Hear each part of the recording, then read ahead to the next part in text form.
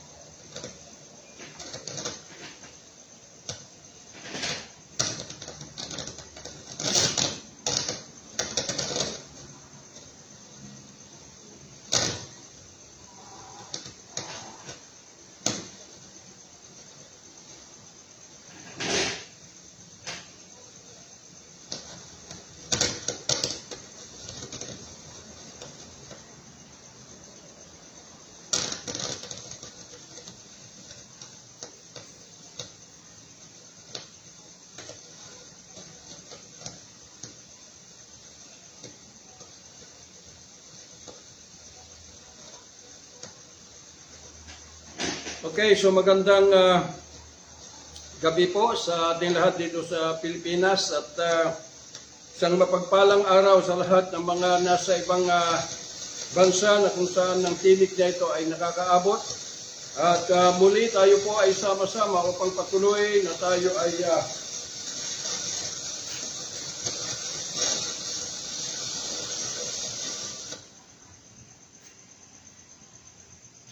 sama-sama tayong luluklok sa presensya ng buhay na Diyos at patuloy na tayo po ay magsaliksik sa bawat mga katotohanan na kailangan po natin malaman upang ito ay magiging liwanag sa ating patuloy na paglalakbay sa daigdig nito na tayo ay matutuntun po natin ang tunay na landas na ito ay tatawid sa daigdig na ito hanggang sa kaharian ng Diyos. Kaya sa oras na ito ay ating pong pag-aaralan ngayon ay hinggil po sa about God's divine amnesty to the Gentiles. So maaaring sabihin natin natalakay na noon, pasadasan na noon sa mga nagdaan mga BS, pero kinakailangan po natin na talakayin muli dahil ito po ang pinakamahirap na unawain ng mga tao dahil po sa pagkakahubog ng kaisipan ng tao hinggil po sa kasulatan.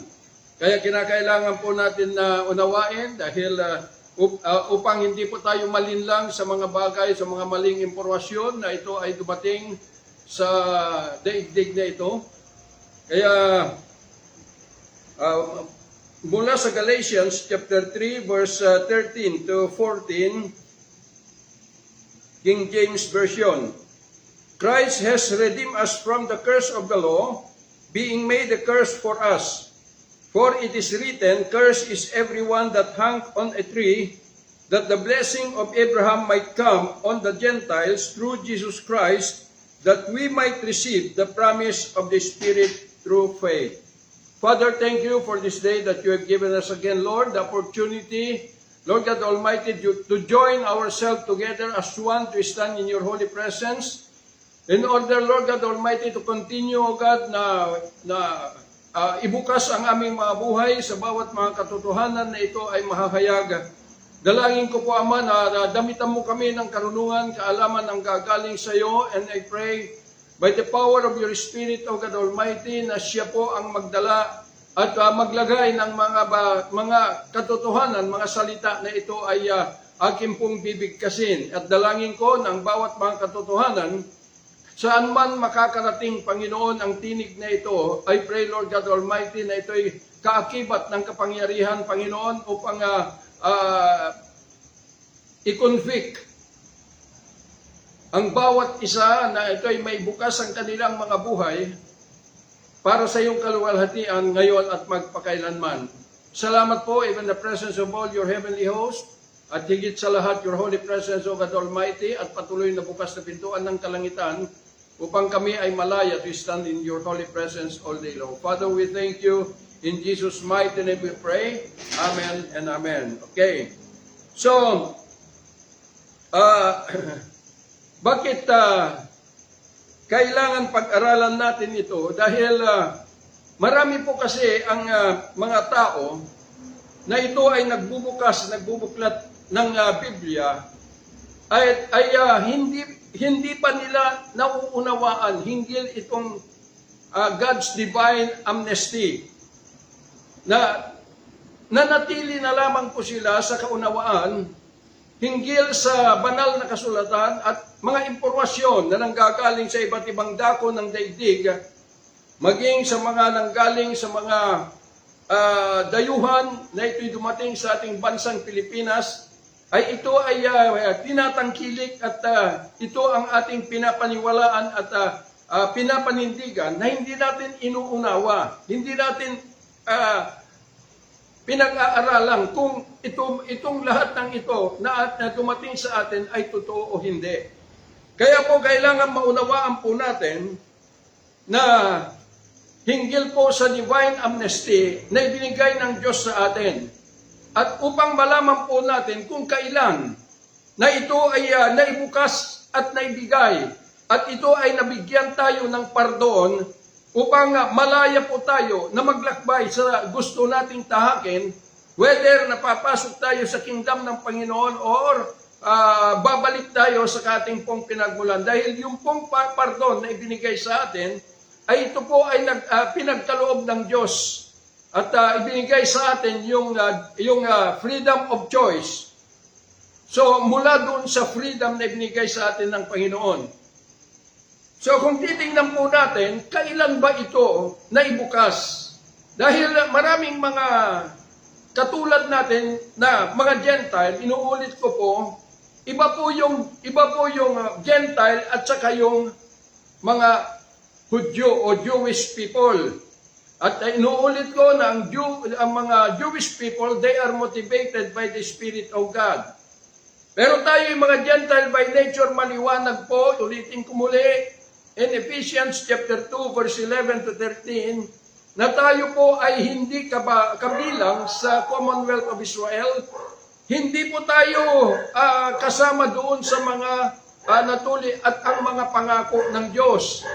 Tayo ay ipinanganak sa daigdig na ito, walang pag-asa at walang Diyos. So ibig pong sabihin na tayo ay namumuhay, kumakain at nagsasaya, hinahanap natin ang kaligayahan natin, ipinaglalaban natin ang physical na buhay hanggang ilang taon tayo ay mamubuhay dito at hanggang darating ang kamatayang physical, pero sa impyerno po ang patutunguhan po natin. At inuulit ko po na yung batas or the law ay kung babasahin po natin the whole Bible, yung law po ay hindi po ibinigay sa atin. Hindi po tayo kabahagi doon. So ibig pong sabihin ang nagkasala ay itong Israel dahil yung batas na ibigay ng Diyos kay Moses ay kanila pong linabag. Kaya po, dumating sa kanila ay napahiwalay sila sa Diyos dahil hindi nanahimik na ang Panginoon sa kanila, maging ang mga propetas. Kaya, ito na yung kanilang dinala, kaya nawala po yung proteksyon ng Panginoon. Kaya nung dumating ang Panginoong Yesus dito, ay marami pong mga Hudyo na nagkaroon ng sakit, nagkaroon ng yung mga karamdaman. Sila po ay maraming naalipin ng mga evil spirit at mga iba pa. So, bakit? Dahil nawala po sila sa presensya ng buhay na Diyos dahil sa kanilang paglabag. Kaya ang dumating sa kanila ay yung sumpa ng batas. Na ito yung nagdala sa kanila upang mapabilang na po sila sa mundo na ating pong kinagisnan, which is the law of the flesh. Kaya po makikita po natin na noong dalhin ang Panginoong Hesus, yung pong kalayaan ng mga Israelitas at putulin na yung sumpa na ito ay dala ng batas sa kanila dahil kanilang linabag, dahil inuulit ko po na hindi maaari na makakatawid sila tungo sa bagong batas o bagong covenant, a better covenant, hanggat hindi aabulis itong batas na kanilang nilabag. Kung babasahin po natin doon sa Hebrew chapter 8, maliwanag po na ang sabi po ni Pablo,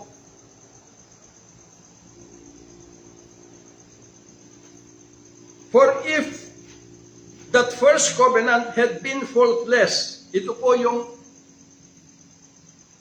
batas, then should no place have been sought for the second.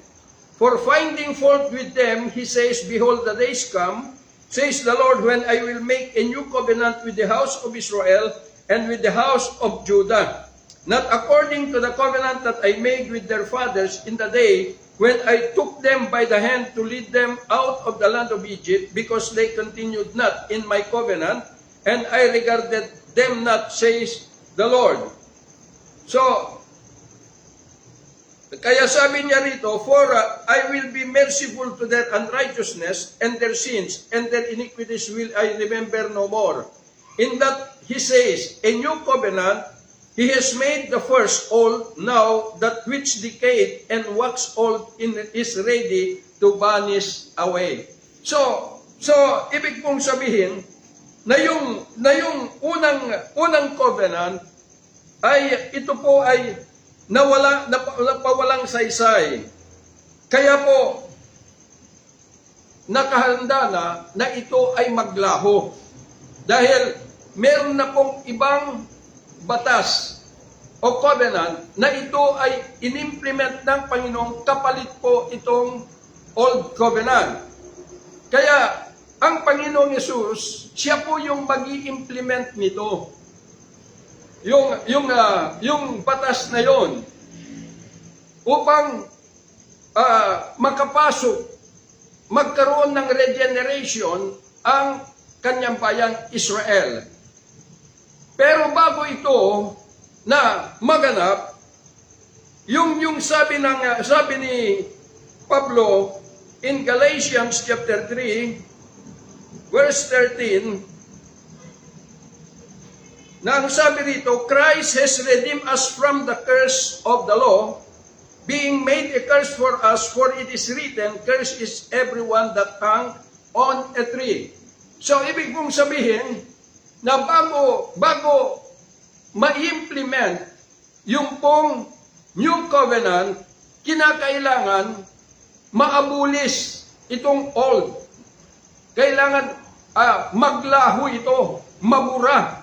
Dahil may papalit na higit na mas maganda, mas mabuti kaysa itong luma. At yung pagkaabulis nito, ay dito na rin mapapalaya ang kanyang bayan dahil siya na po ang Panginoong Hesus ang siyang nagsakatuparan yung batas na kanilang linabag in behalf of Israel.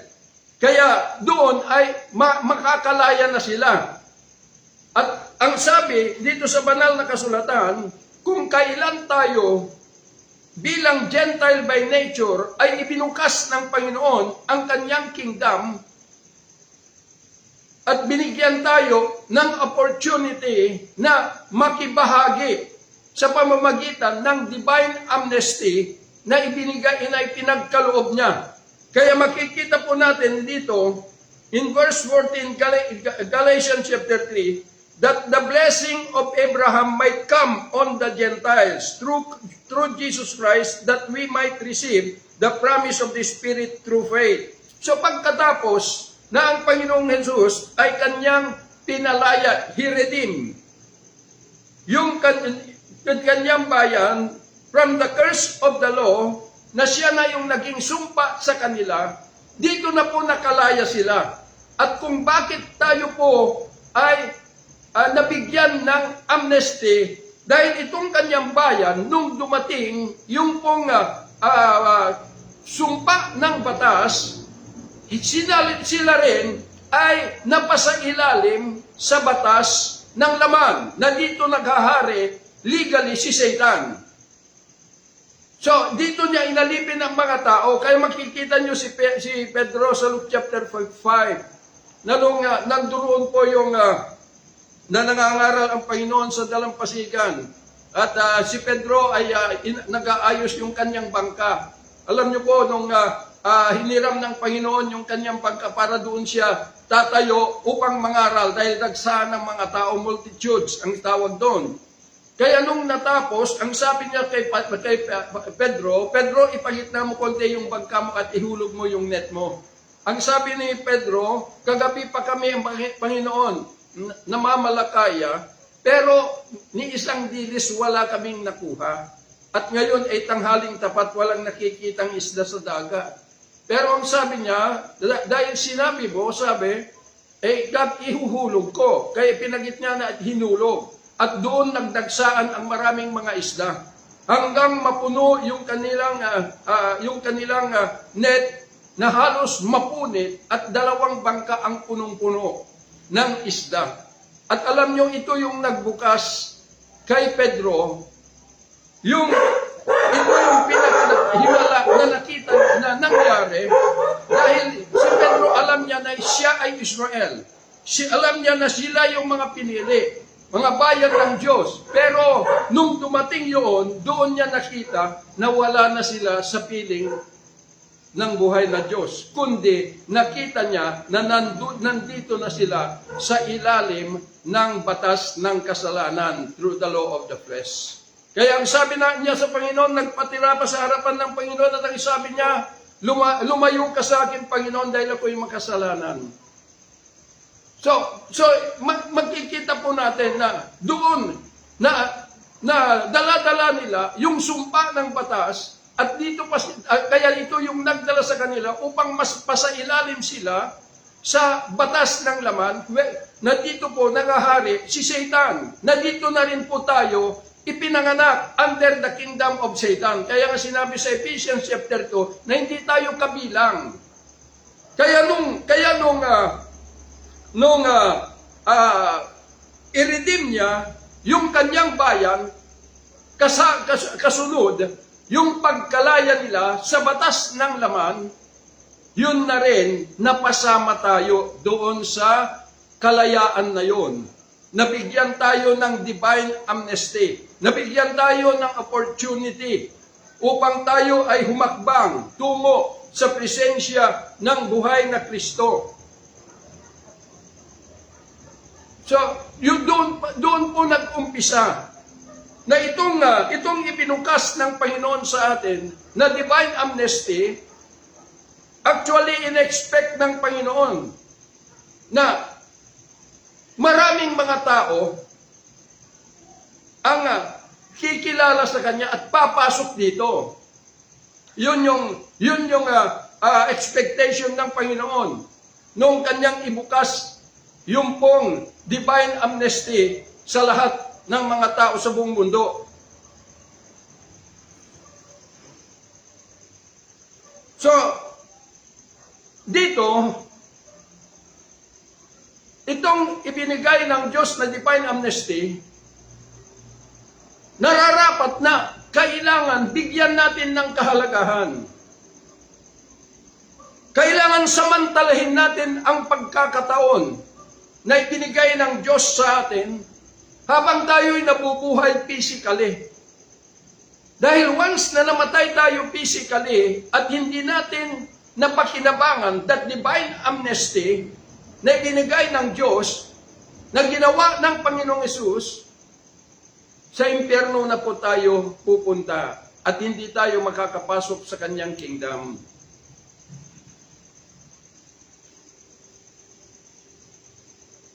Kaya, ito yung malaking kamalian at impormasyon na dumating sa buong mundo.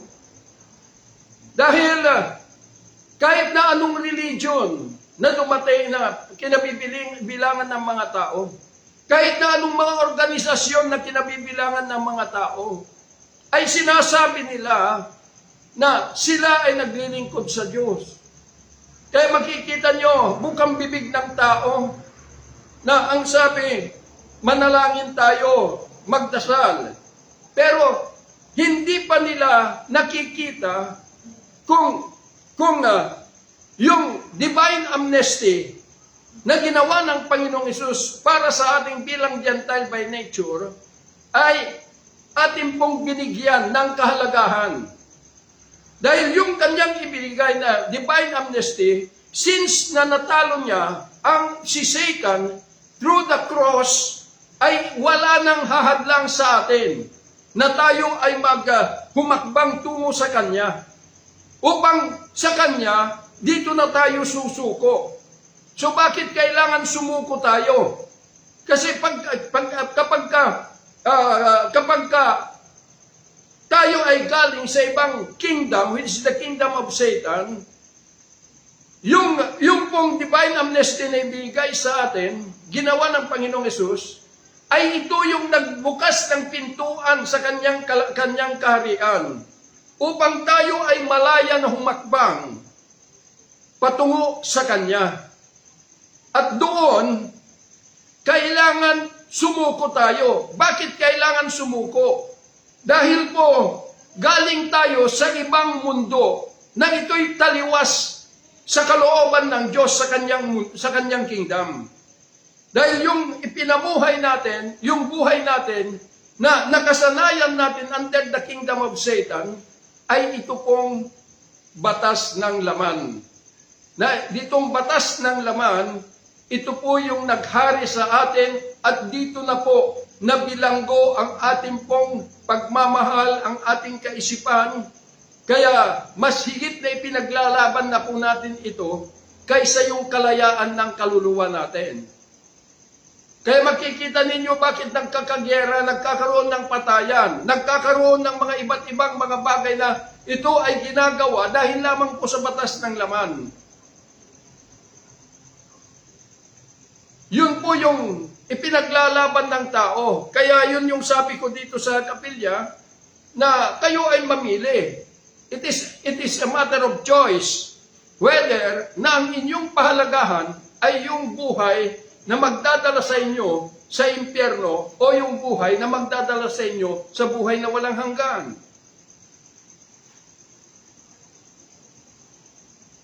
So matagal na panahon na ipinukas ng Panginoon ito sa lahat ng mga tao.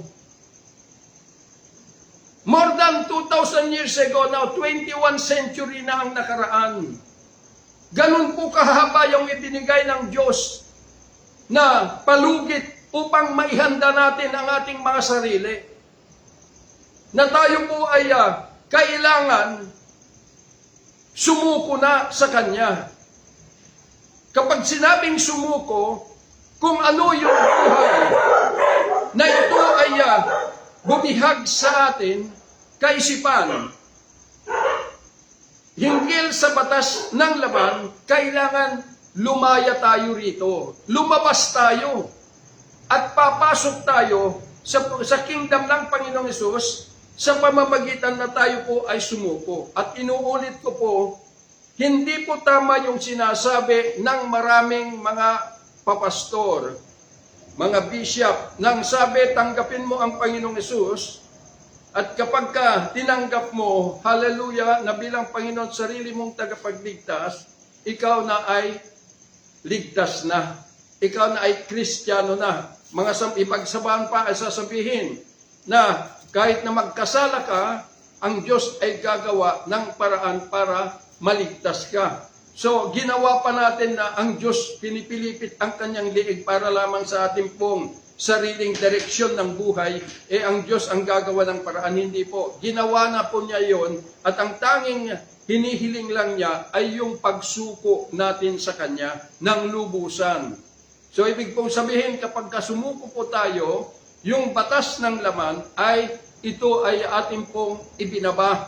Iiwanan natin dito sa kingdom ni Satan yung mga kultura na ating nakagisnan, yung mga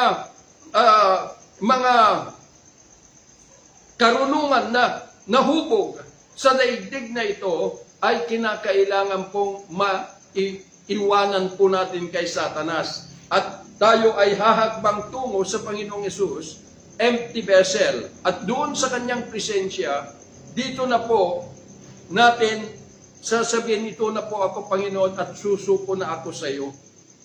So siya po yung tatanggap sa atin. Hindi po tayo yung tatanggap sa Kanya. Kundi ang sa atin lamang, ang tanggapin natin, tanggapin natin na tayo ay makasalanan. Na tayo'y nabuhay o naging biktima ng batas ng kasalanan. At kapag ito'y ikinonfess natin na tayo'y makasalanan, ibig sabihin, hindi po yung bibig mo, Panginoon, hallelujah, patawarin mo ako dahil ako'y nagkasala. Hindi po, kundi ang sabi ng banal na kasulatan in 1 John chapter 1 verse 7, na ang sabi niya, if we walk in the light as He is in the light, we have fellowship to one another and cleanses us from all sins. Ibig pong sabihin na kung gusto mong ipahayag na ikaw ay nasa ilalim ng kasalanan at sumuko sa Panginoon, ibig pong sabihin, walk in Christ. live in Christ. Kaya sabi ni Pablo, in Him we live and move and have our being. So yun po ang ibig pong sabihin. Pero kung hindi ka susuko sa Kanya, ibig sabihin, hindi mo idinideclare na ikaw ay makasalanan. Hindi mo ipinapahayag na ikaw ay makasalanan dahil ang tanging magpapahayag, kapahayagan lamang na tayo ay ina-admit natin na tayo ay makasalanan ay tayo ngayon ay sumasama, namumuhay kay Kristo. Kaya anong sabi ng Panginoon, hindi ako pumunta rito para sa matutuwid, kundi para sa mga makasalanan. Dahil nung nagkasala ang kanyang bayan, ay kanya pong, yun po yung pinuntahan niya. Kaya lamang, marami na pong mga self-righteous dahil doon sa tradition na ibinangon ng mga elders. Na yun na rin yung lumaganap dahil sa mga Roman Empire at maging kay Martin Luther, lumaganap po yun. Hanggang kay Mr. Moody na sila yung founder ng Bible Institute Movement at itinuro po nila itong theological tradition na ito'y niyakap ng buong mundo. Kaya makikita ninyo kahit na Gentile by nature, na hindi tayo kabilang sa Commonwealth of Israel, inaangkin natin yung mga salita na ito'y ibinibigay ng Diyos sa Israel.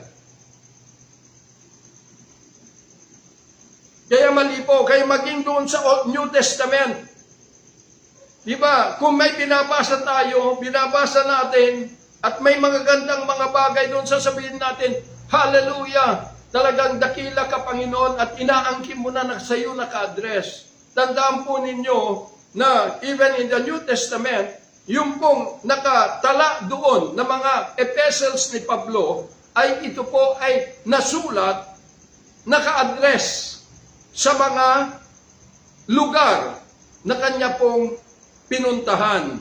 Colossians, Corinthians, Galatians. Kaya makikita po ninyo na iba-ibang kapahayagan ang kanyang dinala sa bawat mga bayan dahil hindi po pare-parehas ng kultura at katauhan kailangan ng bawat mga lugar. Kaya nga sabi ni Pablo sa kay Timothy na nasabi niya, na kailangan sabi niya, magkaroon ka ng karunungan to divide the word of truth. Bakit? Hindi po kailangan centralized na kung anong itinuro mo rito sa season, yun din ang ituturo mo sa mountain province. Hindi po. Kundi naaayon doon sa kanilang pangangailangan para mabuksan sila sa katotohanan at tanggapin nila yung na sila ay nagkasala at dito nila kakatagpuin the presence of the risen Christ.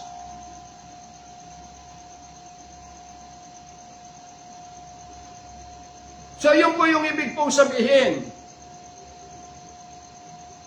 Kaya magkikita po ninyo na nung nagkaroon na ng kalayaan ang Israel, kasabay na rin yung amnestia na binigay sa atin ng Panginoon, na ang layunin po rito sa kanyang ginawa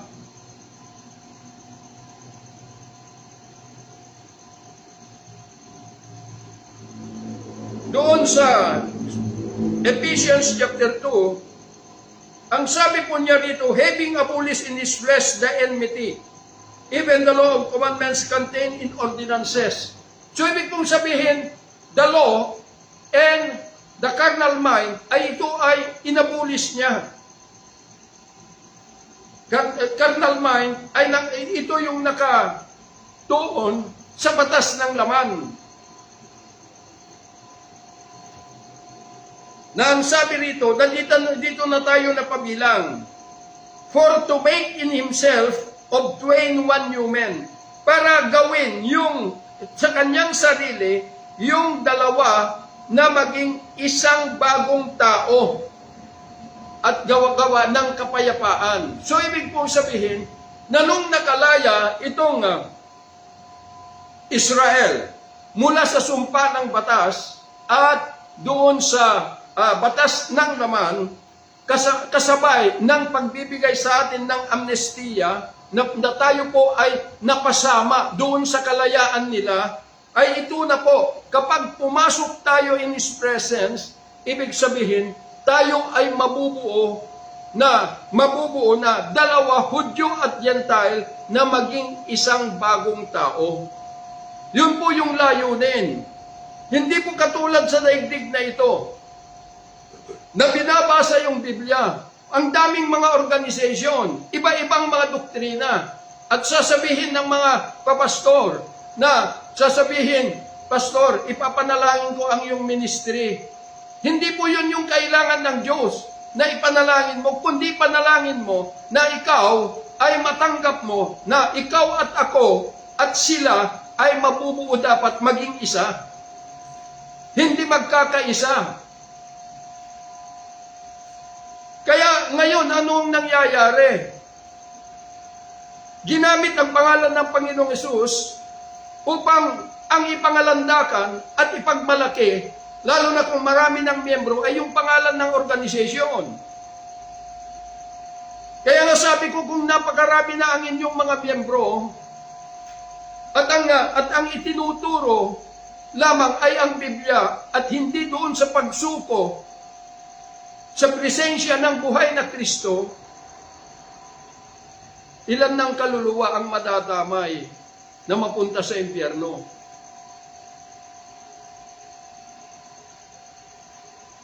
Kaya nga,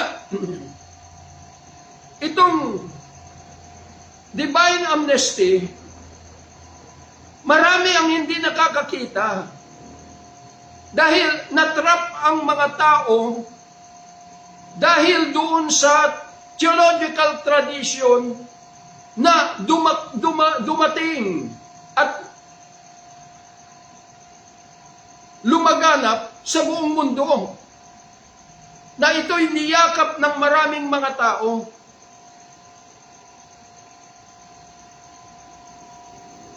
Kaya nga maliwanag po sa banal na kasulatan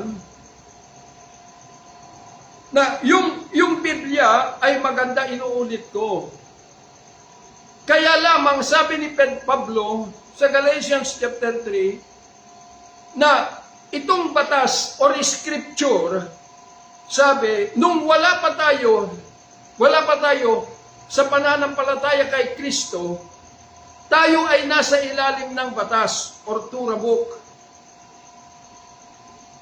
Dahil itong batas ang siyang schoolmaster natin na magdala sa atin kay Kristo. At pagkatapos sabi niya na dumating yung pananampalataya kay Kristo, wala na tayo sa ilalim ng tagapagturo o ang batas. So, maliwanag po yung sinasabi na itong Biblia, through that amnesty that God has given unto us, ito yung nagpapakilala sa atin sa Old Testament concerning the existence of the living God. The history of the Jews and the Word of God that given to them by God before the birth of Jesus Christ. So, na salita ng Diyos sa kanila yun. Pero dahil linabag nila yung batas, yung mga salita ng Diyos na hindi natupad, ito ay ginawa nilang tradisyon. At dito na po sila bumatay. Kaya nga inuulit ko, nung nandito ang Panginoong Hesus, anong sabi niya sa kanyang bayan? Na ang sabi po niya, John 5:39, sinasaliksik ninyo ang kasulatan dahil dito, naniniwala kayo na may buhay kayo na walang hanggan at totoo dahil ito'y nagpapatunay sa akin. Pero sabi niya sa verse 40, di naman kayo pupunta sa akin para magkaroon kayo ng buhay. Gayon din yung sinasabi ng Panginoon sa atin. Dito sa pagbabasa natin sa New Testament, nakikita na natin yung sinasabi ni Pablo, the existence of the risen Christ and the full operation of the Spirit of God. na itong mga tao na ito'y sinusulatan niya ay sila yung mga lugar na kung saan ay nai-work out na nila yung kanilang buhay para matanggap the spirit of promise, the grace of God, para matanggap na nila. So, nai-work out na nila yung amnesty na ibinigay ng Diyos. Kaya ito yung mga bunga na isinulat ni Pablo, pero hindi naka-address sa iyo. At malamang mo lang na ito yung bunga ng pagkilos ng buhay na Kristo and the operation of the Spirit. Kaya nga anong sabi niya? Binabasa ninyo, sinasaliksik ninyo, hanggang mula Genesis hanggang Revelation. Ang kasulatan. Dahil naniniwala kayo na may buhay kayo na walang hanggan at totoo. Pero di naman kayo pupunta sa akin. Nanatili na lang kayo sa kaalaman hinggil kay Kristo dahil lamang sa Biblia. Sabi ko nga kapag ganun ang mangyari, ay yung relationship ay parang LDR, long distance relationship. Na tinatangkilik mo, malayo, oo, sasabihin, mahal kita, mahal din kita, pero di pa kayo nagkita. Long distance relationship. Ang gusto ng Panginoon na through the Bible ay magkaroon tayo ng malalim na pagnanasa na hanapin at katagpuin the presence of the risen Christ, na yun yung tinutukoy ng banal na kasulatan.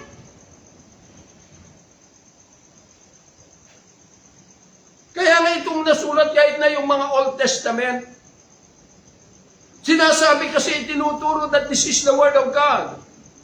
Pero alam natin na yung mga Old Testament sa mga propetas, nagsalita ang Panginoon, isinulat nila ito sa mga kahoy, kung ano yung sinasabi ng Panginoon, at ito ay nagkaroon ng compilation.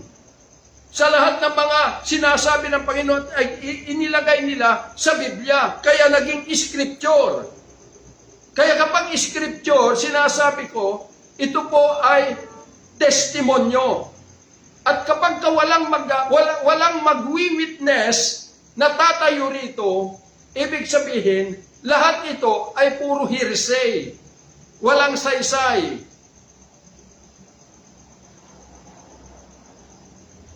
Kaya maraming bulag. Ang sabi ni Pablo, ulitin ko, 2 Corinthians chapter 3, verse 18. Na itong mga taong ito, mga Israel, hindi nila nakita yung naabulis na bagay.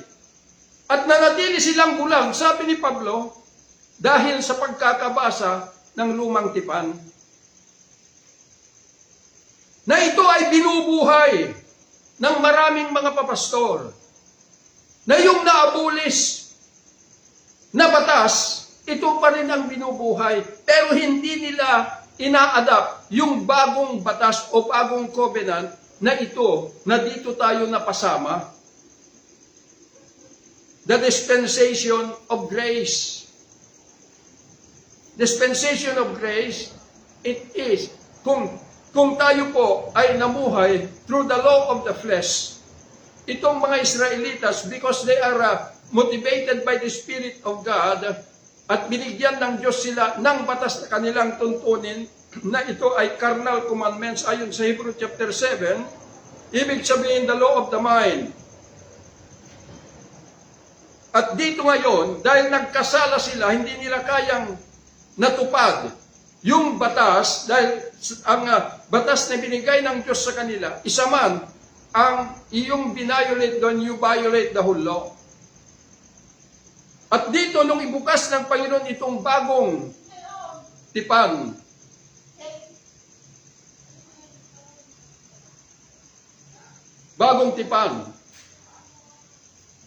na ito ay nagbukas ng pintuan ng kalangitan sa lahat ng mga tao sa buong mundo. because of that amnesty, ay ang batas na ibinukas ng Panginoon ay ang batas ng buhay, the law of the Spirit of Christ. The law of the Spirit of life in Christ. Wala. So, ito po yung kailangan natin. The law of the Spirit of life in Christ. Na hindi matatagpo-tagpuan dahil hindi po natawid ng mga tao yung scripture. Dahil ito yung kanilang ipinangaral at ito yung impormasyon na dumating sa atin.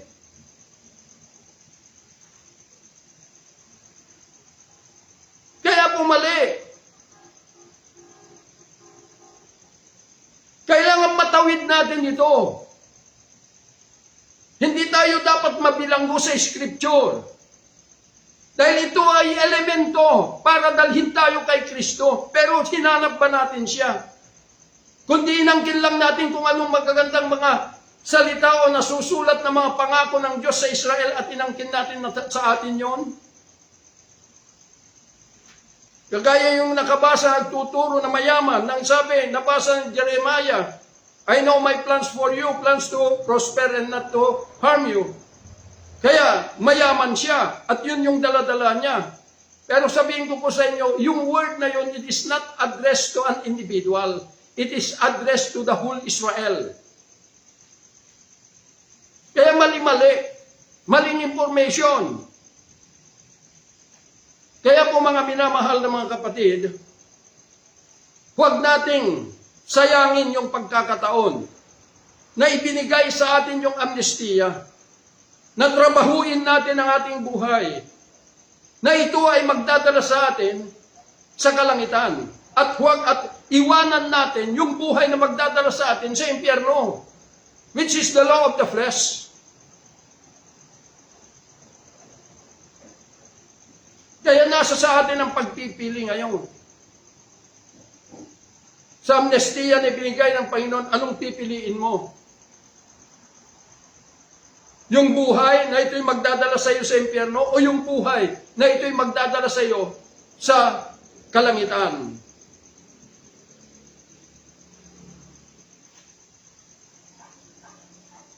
Kaya yun po yung kailangan po natin. Kaya salamat sa Panginoon dahil bagamat tayo ay hindi kabahagi sa Commonwealth of Israel, mga tao na ipinanganak under the kingdom of Satan through the law of the flesh. Pero kinukonsider pa rin ng Panginoon na bagamat tayo ay hindi na tayo kabilang sa Commonwealth of Israel, sa kanyang bayan, pero kinukonsider ng Panginoon na tayo ay bunga ng pagkalikha ni Adan at Eva. Kaya andoon yung kanyang pagbukas ng pintuan. Pero dahil ibang mundo yung pinanggalingan natin, iniiwan sa atin yung desisyon kung saan tayo tutungo na gamit yung amnestiya na ginawa ng Panginoong Hesus para sa atin. Saan ka tutungo?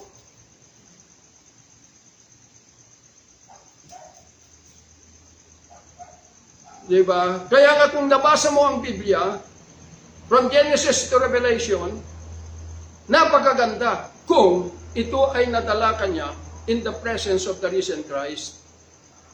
Dahil once na nadala ka niya in the presence of the risen Christ, doon na mapapalitan na po yung pagkatao mo na ito'y marunong magmahal, hindi na po pagmamahal, kundi pag-ibig na, love. At tandaan po ninyo, kapag tayong lahat ay nakapasok po in His kingdom, ang tanda po ay hindi na tayo watak-watak, kundi iisang bagong tao tayo. We are one together, the heartbeat of the Lord Jesus. Nang sabi niya, sana Ama, maging isa sila, katulad natin na ikaw at ako ay iisa, that the world may know. Marami ang nagme-mission, marami ang na pinapangalandakan ang pag-ibig ng Panginoon, lahat na yan. Sasabihin lahat ng nilalaman ng Biblia.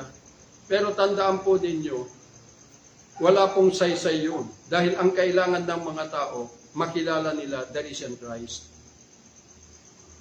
Kaya nga ang sabi ng Panginoon doon sa kanyang bayan bago pupunta sa cross, John chapter 8 verse 32, 31, if you continue with my word, truly you are my disciples. Hindi po sa atin naka-address yan, kundi naka-address po sa Israel dahil yung pagpapatuloy nila hanggang sa day of regeneration, kailangan manatili sila doon sa tinig, mga salita ng Diyos, ni Jesus sa kanila. And you shall know the truth, and the truth shall set you free. Kaya nung umakyat ang Panginoon, nag-report siya, mabubaba po siya. Dahil ang kanyang layunin na, because He is omnipresent God, ay papasukin na niya ang lahat ng buhay ng tao. Yung magbubukas, yung susuko sa kanya, to enthrone Himself. Kaya ang bilin niya sa kanyang bayan, 10 days before the day of Pentecost, nung paakyat na sa langit, bago umakyat, ang sabi niya, maghintay kayo sa Jerusalem, sa upper room. And you shall receive power when the Holy Spirit shall come, and you shall be witnesses unto me, both in Jerusalem, Judea, and Samaria, and unto the uttermost part of the earth. Yung salitang you shall be witnesses unto me, hindi po yung Biblia ang pag-witness dito. But we are a witness to the true person, the risen Christ. Kaya nga papasok na siya sa atin dahil doon na siya magpapakilala. Dahil kahit na sa mga bayan niya, hindi siya kilala bilang si Kristo. Pero kilala nila si Jesus na bilang anak ng Diyos. Kaya dito na magpapakilala, maging ikaw. Kahit na basahin mo lahat yung Biblia, unawain mo lahat yan, hindi mo siya makikilala dahil mababasa mo lang, malalaman mo lang na may Kristo, pero di mo siya makikilala dahil siya mismo ang darating para magpakilala sa iyo kung ikaw ay karapat-dapat na papasok sa iyong buhay to enthrone Himself into your mortal being upang maidabit niya sa iyo yung kanyang pag-ibig, yung kanyang espiritu, yung kanyang the grace of God which is the Holy Ghost. Kaya po mga minamahal na mga kapatid, panahon na para tayo po ay magdesisyon. Sana sa katotohanan na ito ay bubuo sa ating mga kaisipan na dalhin natin ang ating buong pagkatao in the presence of the risen Christ and surrender fully unto Him. Dahil siya yung titimbang kung totoo o tapat ka sa iyong pagsuko sa Kanya. Dahil kung tapat ka, then mag-i-enthrone sa iyo. Gagawin Kanyang trono, the throne of His grace, a dwelling place of the risen Christ, a tabernacle of the risen Christ.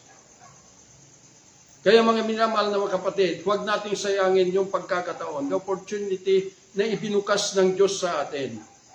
Dahil hindi na po siya ang magdidesisyon para sa atin, kundi tayo po ang magdidesisyon na humakbang tungo sa Kanya. Kaya sabihin mo lang ito na ako, Panginoon, sinusuko ko ang aking sarili sa iyo. Kaya lahat ng puot at pait mawawala dahil ang pag-ibig ng Diyos ay hindi po kalakip ng pagkakabahabahagi, pagkakahiwa-hiwalay, o ano pa mang bagay na ito ay naranasan natin sa daigdig. Pagtatampo-tampo, hindi na po. Kundi mabubuo po yung pagiging isa natin. Lahat in the presence of the living God. So yun lamang po at magandang gabi po sa inyo lahat. Father, thank you for this day, Lord God, that you've given us. We pray, Lord God Almighty, that the truth, Lord God, ito ay patuloy na magkaroon ng katuparan sa bawat buhay ng lahat ng nakarinig.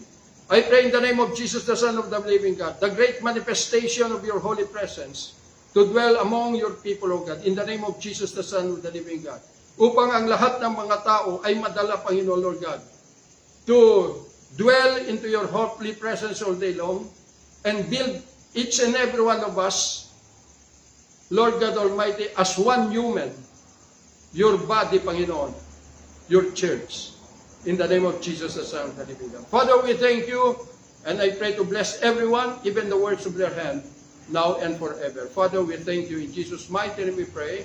Amen and amen.